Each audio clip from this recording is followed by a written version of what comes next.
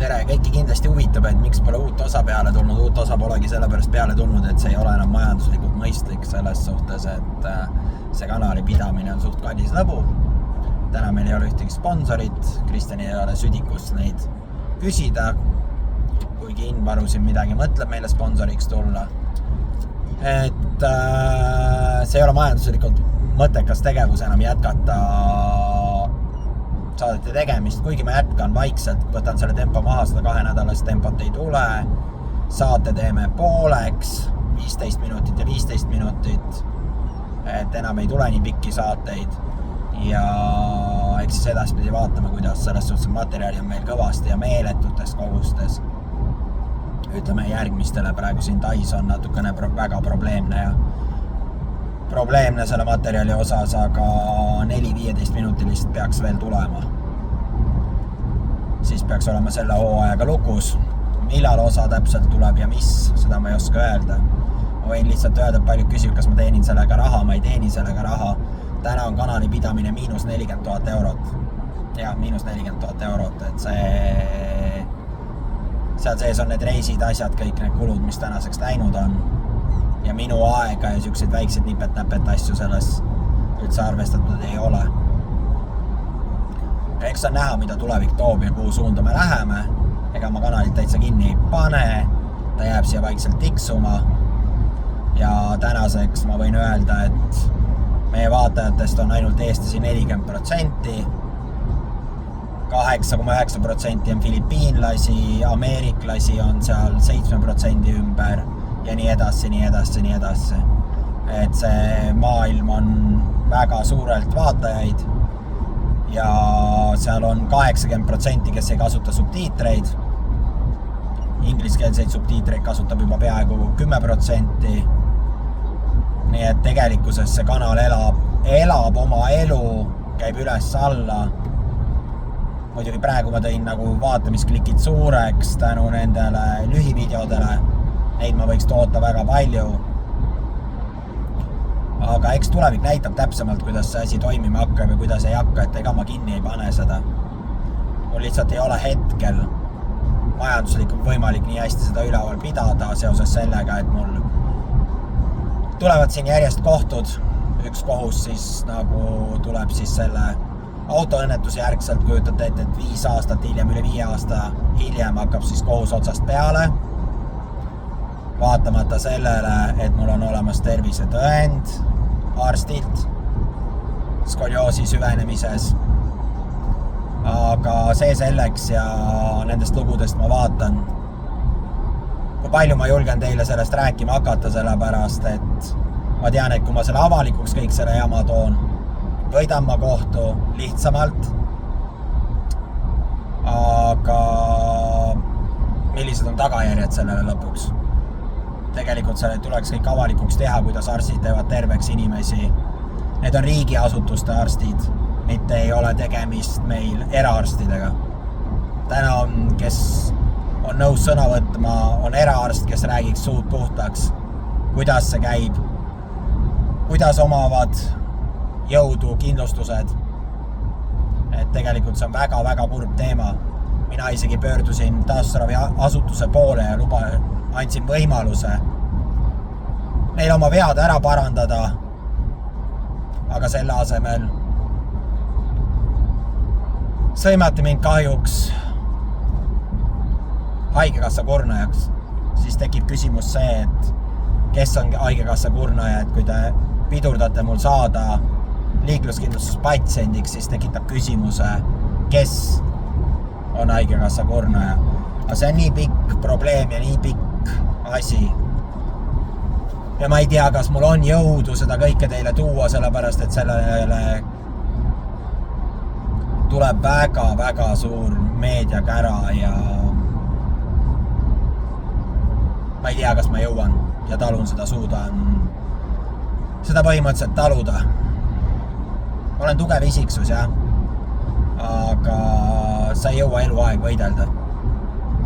Üks hetk hakkavad ka piirid tulema. Ma muidugi tahan kohtus selle sirkuse teile otse üle tuua. Aga vaatame, kas mul on julgust seda kõike ette võtta ja ära teha. nagu te aru saate, siis selle peaks avalikuks tooma, kui ma olen mõlemas õnnetuses osalenud ja mõlemas õnnetuses kindlustusvastutust võtta ei taha. Ja täna on tegemist meil liikluskindlustusega, sundkindlustusega. Tegelikkuses ma loen nagu märke elus ja selle järgi lähen, et kui te arvate, et ma niisama nagu praalin, siis ma ei praali tühja. Esimese õnnetusega ma lõin Eesti Vabariigis pretsedendi ja sellel teemal ma siis järgmine kord räägin selle jutu jätkuks. Sellest pretsedendist siis vaatan, kas ma kogun julgust nii palju, et põhimõtteliselt mul on olukord selline, et avarii valude leevendamiseks on mul 29. aprill olen ma lõikuslaual 3. korda. Võetakse mul selja sees seade välja ja pannakse uus seade sisse, et mul oleks valusid vähem ja ma saaks paremini liigutada. See on kõik kohtutoimikus kirjas. Aga sellel ei ole täna jõudu. Juriidilist jõudu. Aga me saame selle juriidilise jõu sinna. Ja miks ma tegelikkuses tahan seda rääkida, sellepärast, et kui ma esimese pretsedendi lõin, kindlustusfond ei võtnud isegi seda arutlusele. See on number 1. Ja ma lõin pretsedendi rahva jaoks. Loobusin kindlustusrahast. Ja number 2 on see, et teisel õnnetusel võttis jälle kohustuse. Mul on alati 2 kindlustust. Esimesel kindlustusel võttis täis kohustused, 1 ja sama kindlustus. Ma ei saa praegu rääkida kindlustuselt. Äkki ta ei taha ennast segada siia virvarri sisse. Ma pean küsima kindlustuselt loa. Et ta tasus kõik oma hüvitised esimesel korral. Tasus oma hüvitised teisel korral, mis olid temale ette nähtud. Et ma tahaks selle kõik tuua nagu avalikuks ja mis ma siis veel rääkida tahaksin, et tunnistas kõike. Mitte mingid probleeme, isegi mitte mingisuguseid probleeme. Ja kolmandaks, miks on vaja see ette võtta, et sellepärast, et kindlustusfond kirjutas ette teisel korral, muidugi natukene kindlustusele, aga sellel pole samamoodi juriidilist jõudu. Ja nüüd jõuame 3. fakti jaoks, et miks ma loen elus väga palju märke. Siis 3. fakt on see, et ma sain inkassosse, kujutate ette. Kindlustusfond läks minu kui eraisiku kallale ja saatis mulle kohtutäituri peale. Ühesõnaga, ma registreerisin jaanuaris mingi aeg oma autoliisingust välja, veoauto, firma liisingust. Ma ei teinud talle kohe kindlustust peale. Kindlustusfond tegi kohe topelt kindlustustaotluse minule veebruari alguses. Ja see jõudis inkassosse. Ta tegi mulle küll meili peale selle hoiatuse ära, et tasu ära see raha, aga mina ei teinud sellest välja, kuna seal ei olnud ühtegi märget, et see auto oleks firma oma, vaid ta tuli minu kui eraisiku kallale. Ja sellega seonduvalt ma ei teinud sellest välja. Ja äkitselt vaatan, Risto Sepalt on kohtutäitur peale pandud. Et ma tasusin küll praegu, et ma ei viitsi sellest nagu mingit sõdavärki hetkel teha. Ma tasusin selle summa kindlustusfondile ja ütlesin, mismoodi, või küsisin kohtutäiturilt, kuidas te tohite tulla eraisikule kallale. Siis nad tegid kindlustusfondile järelpäringu. Et neil on selleks õigus, kuna ma olen vastutav kasutaja. Siis täna mul tekib küsimus, et vastutav kasutaja peaks olema siis vastutusele võetav, kui firma ei tasu oma kohustusi. Oleks nad teinud kõigepealt selle taotluse firmale, oleks firma selle ära tasunud, ma tasusin niikuinii firma alt selle neile ära. Ja siis käis kohtutäitur tasuda mul Risto Sepa arvele mingi 18 € menetluskulu, et siis teeme, et asi on tehtud. Ma kandsin ka selle samamoodi kindlustusfondile, et mille jaoks peab mina jätma kohtutäituri jäljed omale. ma ei viitsinud selle 18 euro pärast nagu hakata 18 eurot kopikatega iga asja pärast sa nagu võidelda ei saa elus, et sellel ei ole mõtet. Aga see näitabki täna seda, et see on ebavõrdne kohtlemine. Kui kindlustusfond saab teha tegelikult, mida ise tahab, siis saaks ta täna astuda vastu IF-kindlustusele ja alustada kriminaalmenetlust. Miks? Sellepärast, et IF-kindlustusel on minu arstitõendi vastu ainukesena tõend, et see arstitõend on välja antud sellepärast, et see inimene tahab saada mind enda juurde ravile. Aga minu teada ei saa täna mitte ükski patsient käia tema juures ravil. Sellepärast, et IF-patsient ei lase selle arsti juurde ravile. Ja annan ka selle video lõpus teada, et täna siinkohal ma ei esinda iseennast, mitte Kristjan Keskkülat, vaid Wilshire OÜ on eraldi ettevõte ja täna ma esindan siin ja nagu ka kogu aeg esindan ma uurivat ajakirjandust, et kui nemad oskavad trikitada, oskan ka mina trikitada. Jah, ma arvan, et siit tuleb liiga suur lahing minu jaoks, aga seljatasin ma ju pretsedendi loojas 5 aastaga ka Ergo. Täna olen ma ette võtnud IF-i. Aga kas sellel on ka tegelikkuses eesmärki ja kas ta kannab mind elus edasi? Ma arvan, et ta pigem tekitab probleeme minu ellu. Aga mu iseloom on selline, et ma ei ole allaandja tüüp. See on muidugi mõnes mõttes elus hea, mõnes mõttes halb. Aga täna on need minu viimased lahingud. Ma olen valmis viima selle kõik nii kõrgele tasemele, et hakataks kindlustusseadusi muutma. Ja siit tulenevalt olen ma valmis rahva algatuseks, kui rahvas sellega kaasa tuleb.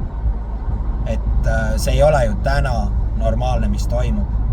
Me kindlustame, aga võõrriigi kindlustused viivad meie raha Eesti Vabariigist välja, jättes koormused rahva õlule.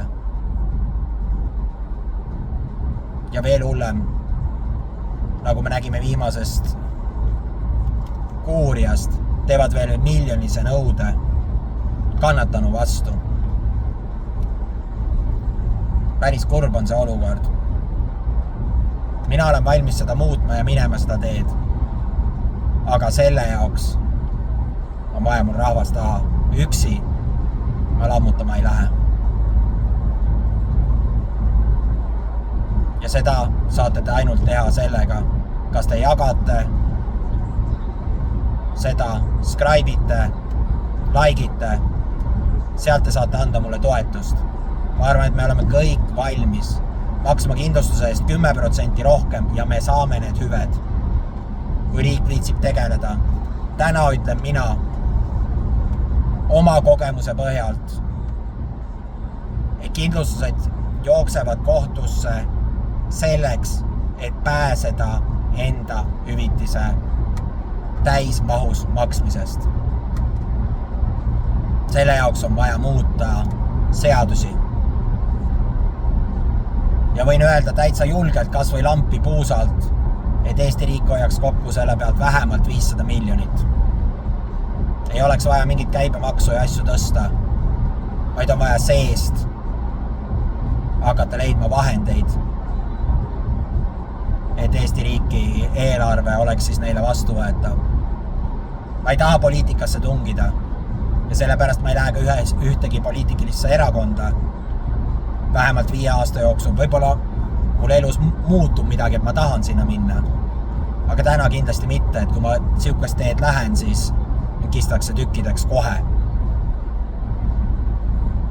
Et see, et ma siin üksinda lammutan nende kindlustuste vastu, nii et keegi ei tea, isegi ei tea see inimene, kes tegi mulle esimese pilootprojekti televisiooni jaoks meie saatesarjast Elu on seiklus, siis sellepärast ma räägin, et nüüd tuleb hakata tegema kõvemat häält.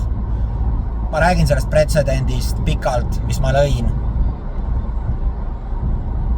See võttis aega väga kaua.